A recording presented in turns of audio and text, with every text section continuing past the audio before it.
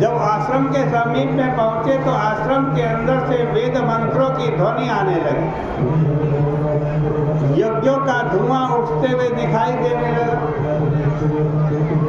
दरिद्रा कहने लगी, हाय मैं जल गई, हाय मैं मर गई, हाय मैं जल गई, हाय मैं मर गई। उद्दालक ऋषि ने पूछा, क्या बात है देवी, क्या ये आवाज कहाँ से आ रही है? हमारे आश्रम से आ रही है। क्या हो रहा है? कि वहाँ वेद पाठ हो रहा है, वहाँ पर हवन हो रहा है। दरिद्रा का महाराज, नहीं, जहाँ वेद पाठ होता है, जहाँ हवन होता है, मैं वहाँ नहीं जा सकती, मुझे कहीं दूसरी जगह ले जाओ।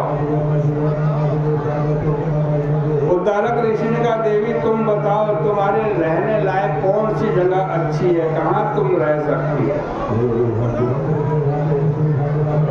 दरिद्रता बोल रही है, आप भी नोट कर लेना, कहाँ कहाँ दरिद्रता रहती है और कहाँ दरिद्रता नहीं आ सकती।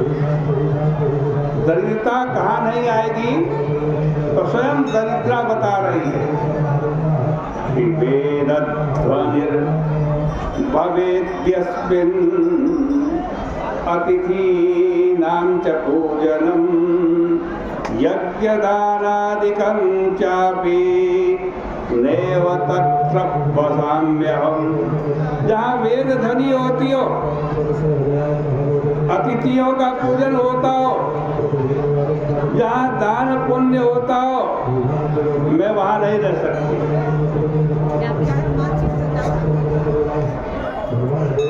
और भी बता रही है, ध्यान दीजिए।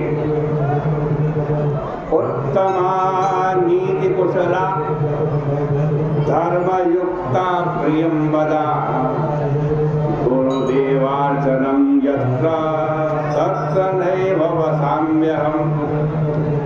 जहाँ पर उत्तम नीति कुशल लोग रहते, धर्मयुक्त लोग रहते, प्रिय बोलने वाले जहाँ लोग रहते हैं, जहाँ गुरु देवताओं की पूजा होती है, वहाँ मैं नहीं रह सकती। अब उद्दालक ऋषि ने पूछा, देवी अब ये भी बता दो, तुम कहाँ रह सकती हो, कहाँ दरिद्रता रहती? तो बता रहे हैं कि गुरु और दार रता यत्र पर द्रव्यापहारिण परदार रथाश्चापि तत्र स्थाने रतिर्मम। जहाँ अपने से बड़े गुरु श्रेष्ठ की पत्नियों को भी कुदृष्टि से देखा जाता हो, जहाँ पर दूसरे का द्रव्य हरण किया जाता, जहाँ पर पराई स्त्री को भोग की दृष्टि से देखा जाता हो, दरिद्रता कहती है वहाँ बड़े आराम से रहती है।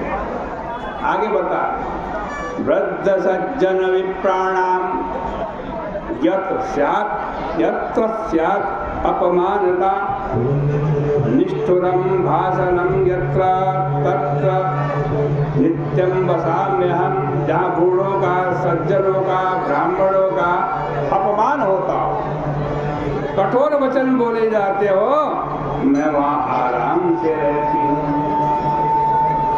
दरिद्रता का वचन सुन करके उद्दालक मुनि घबराए, जे में किसको अपने साथ ले आए।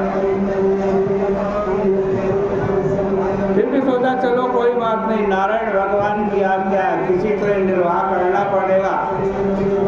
मना बुझा करके, बहला फुसला करके अपने आश्रम में ले गए। सोचा कुछ दिन में ठीक हो जाएगी। रात को कहा, देवी सुबह उठना, मैं अग्निहोत्र ब्राह्मण हूँ, प्रत्येक दिन हवन करता हूँ। हवन कुंड को लीप देना, पोत देना, पूजा के बर्तन, संध्या के बर्तन साफ कर देना। दरिद्रता ने कहा ठीक है। सुबह उठी, हवन कुंड में बाल्टी भर के पानी डाल दिया, उनके जो पूजा के बर्तन थे उसमें जूठन डाल दिया। उद्दालक ऋषि ने देखा बड़े दुखी हुए। बेचारों ने अपने आप बर्तन धोए, हवन कुंड साफ किया, धोया, फिर हवन किया। अब तो रोज का ये हाल हो गया। उद्धालक जो काम कर रहे उससे उल्टा कर रहा। उद्धालक ऋषि के पूजा पाठ यज्ञ हवन सब छूट गए। 6 महीने बीत गए। बड़े उदास बैठे हुए थे। उसी समय उनका एक मित्र आया। उद्धालक ऋषि को बड़ा दुखी देखा बैठे हुए। उद्धालक ऋषि ने उनका स्वागत किया, सत्कार किया, जो कुछ घर में फल पत्रम पुष्पम था उसे स्वागत कर दिया। मित्र ने पूछा, क्या बात है भाई, तुम इतने दुखी क्यों हो? उद्धालक ऋषि ने सारी बात बतला दी।